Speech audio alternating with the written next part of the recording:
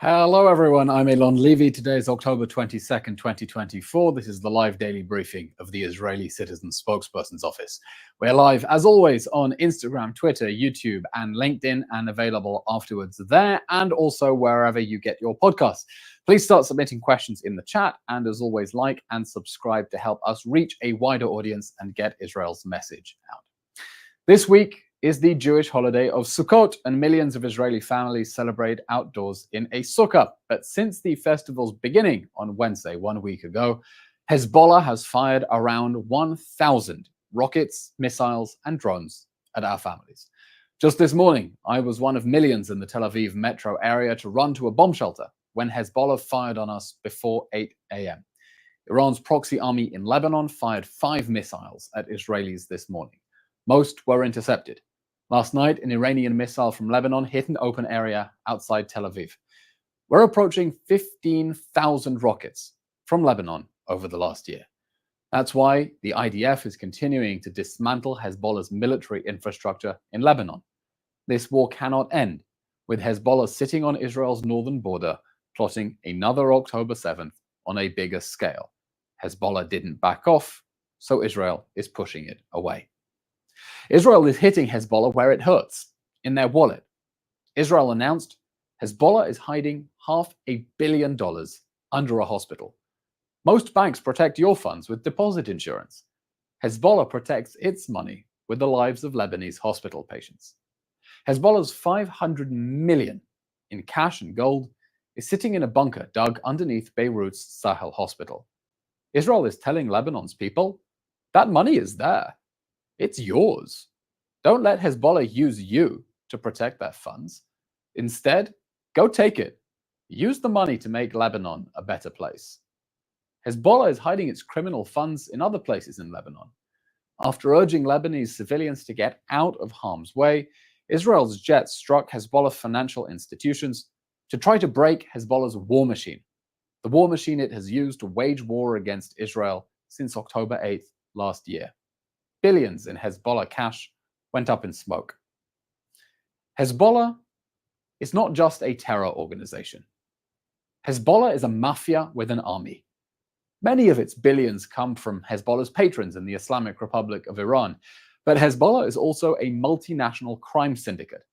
Hezbollah commits crimes in the West to fund its war crimes in the Middle East. Hezbollah may be a theocratic Iranian terror army in Lebanon, but it pays for its religious war against Israel's people with drugs and sex and many other crimes. The Netflix show Narcos didn't mention Hezbollah, but maybe it should. The US DEA and Treasury Department a decade ago exposed Hezbollah laundering $200 million a month for Mexican and Colombian drug cartels, at least 2/3 of Hezbollah's budget back then. In 2020, Hezbollah agents in the tri-border area of South America, that's a no man's land between Brazil, Argentina, and Paraguay, were put on a US watch list after starting to shift tons of cocaine. That could be $500 million a year or more. Heard of blood diamonds? Hezbollah agents in West Africa traffic hundreds of millions worth of blood diamonds and blood timber and people. Yes, Hezbollah traffics in people in Africa and around the world, all to fund its war against Israel. We've spoken of Hezbollah's role in murdering thousands in Syria's civil war. Hezbollah also enslaved nearly 100 Syrian women as sex slaves. And Hezbollah operates labs across Lebanon, making Captagon, a synthetic cocaine, to poison customers across the Arab world for tens of millions in earnings. Remember, Hezbollah isn't only murdering Israel's people with rockets, it has blood on its hands from untold victims of its immoral, organized crime around the world. Destroying Hezbollah and deterring Iran makes the whole world safer. One final item today. Here's a quiz. What do Adolf Hitler, Saddam Hussein, Osama bin Laden, and Yahya Sinwar have in common? After they died, they were all on the cover of Time magazine with a giant X over their face. That's because they were some of the most evil men who have ever lived. It's a good thing that Hamas leader Yahya Sinwar, the mastermind of the October 7th massacre, is dead. But the war against Hamas is not over. Hamas is still holding 101 Israeli hostages in underground terror dungeons in Gaza. Israel wants to make a deal to bring them home now. The Prime Minister of Israel offered an amnesty to Hamas terrorists who are holding hostages in exchange for releasing the hostages. Here's the deal: let them go, and we'll let you live. The most senior Hamas terrorist who is still alive is Khalid Mashal. He lives in Qatar. He needs to understand, and everyone still surviving in Hamas needs to understand. Release the hostages, and you can live. Continue holding hostages, and you may find yourself on the next cover of Time magazine. And you won't be Man of the Year. We'll take some questions now. Thank you, Elon. The top item in the news right now in Israel is that U.S. Secretary of State Antony Blinken is here in Israel meeting with the Israeli Prime Minister Benjamin Netanyahu. What do you think they're discussing? Israel has made clear after Iran's unprecedented ballistic missile attack 2 weeks ago that Israel will retaliate against Iran. And Israel will retaliate against Iran because if it doesn't, that will send a message to Iran's leaders that it can fire ballistic missiles at Israel without consequence. And then they will do it next time. That's why Israel is warning that its response will be significant, that it will be a surprise, and that it will be harsh, because the Iranian regime needs to understand that there are consequences to their aggression. I imagine the Prime Minister will thank the Secretary of State for dispatching the world's most sophisticated anti-ballistic missile technology to Israel, the THAAD system, to help protect Israel from Iranian ballistic missiles. I imagine they will also talk about the progress in the war against Hezbollah in the north and how we make sure that there is a real solution to push Hezbollah away from the border and not simply a piece of paper that leaves Hezbollah sitting on Israel's border free to attack again. And also the question of Gaza. How do we get to a deal to get the hostages out? Yahya Sinwar was one of the last remaining obstacles to a hostage deal. He didn't want to let the hostages out. He understood that the longer he holds on to the hostages, and the more this war goes on, and the more people suffer in Gaza, the better it is for him, because he's waging a jihadi war against Israel. And we now have an opportunity to leverage the achievement of Sinwar's elimination to cut a deal to get the hostages out. So Iran, Lebanon, Gaza, those will be the top items on the agenda. This is a question from our YouTube live. Does Iran have nuclear capabilities right now? And should we expect that an Israeli response in Iran will include certain nuclear sites? Iran is a nuclear threshold state. What that means is that if the Iranian regime decides that it wants to build nuclear weapons, it can do so extremely quickly, possibly as quickly as a matter of weeks. In order to build a nuclear weapon, you need highly enriched uranium. Iran has enough highly enriched uranium for at least 4 or 5 nuclear bombs. According to the latest assessment, Iran has over 160 kilos of uranium enriched at 60%. I won't bore you with the science, but that's only a short technical hop to 90% enriched uranium, which is weapons grade. US intelligence has concluded that Iran can upgrade that into weapons grade uranium at multiple facilities at a time of its choosing. It just depends on Iran making the decision to do so. Iran would then need to take that uranium and turn it into a nuclear bomb. And while US intelligence has not concluded that the Iranian regime has decided to build a bomb, it is conducting research that will bring it closer to the ability to build a bomb the day that the Ayatollahs decide to do so. Israel must stop Iran from acquiring nuclear weapons capability. That is a strategic necessity. Israel has a doctrine. That doctrine is called the Begin Doctrine. That doctrine says that Israel will not allow enemy regimes that want to destroy Israel to acquire the weapons to do so. That's why in the 1980s, Israel destroyed Saddam Hussein's nuclear reactor. The world should say thank you. In 2007, it destroyed Bashar al-Assad's nuclear reactor in Syria. The world should say thank you too. And I'm hearing voices around the world saying that if Israel destroys Iran's nuclear facilities, the world should say thank you as well.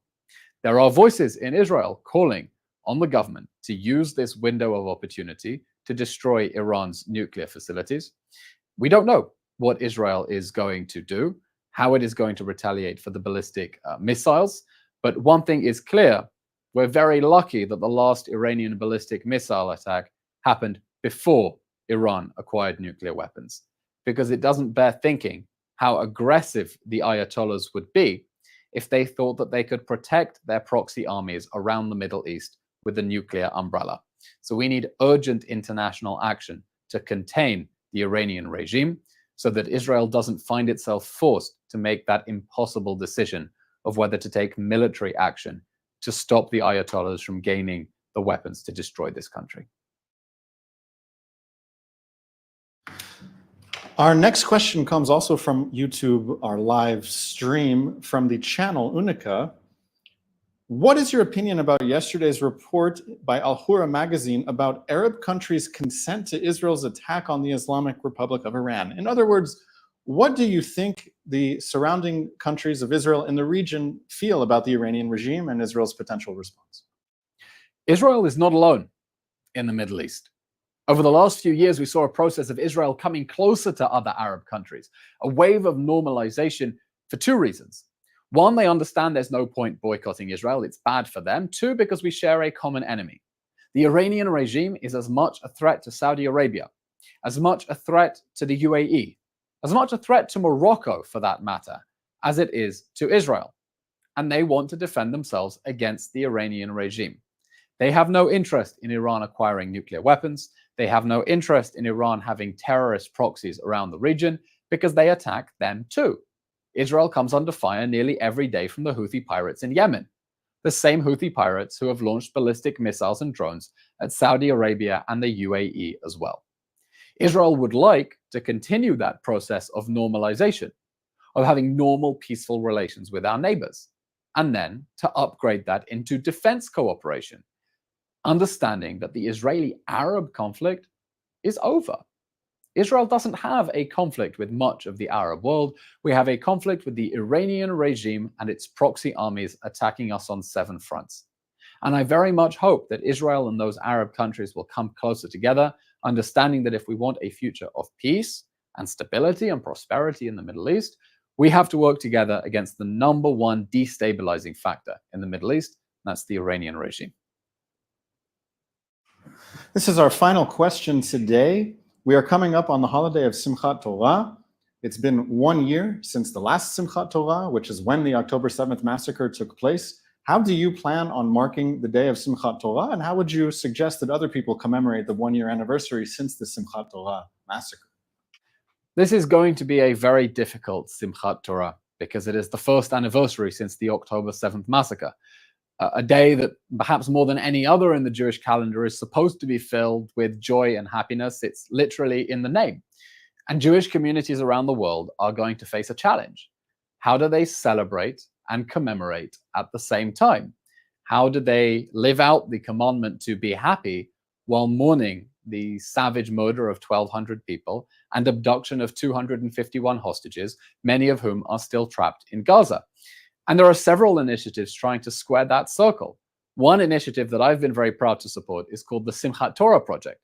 It aims to distribute hundreds of Torah covers to synagogues around the world, each embroidered with the name of either one of the victims of the October 7th massacre or one of the fallen soldiers killed in action defending our country in the October 7th war, so that Jewish communities around the world can dance around their synagogues on Simchat Torah, together with the names and the souls of those we've lost over the last year. I think it's a really heartwarming initiative, and anyone looking to find a way for their communities to commemorate Simchat Torah and strike the right tone this year, check out the Simchat Torah Project and see if you can still plug into that initiative.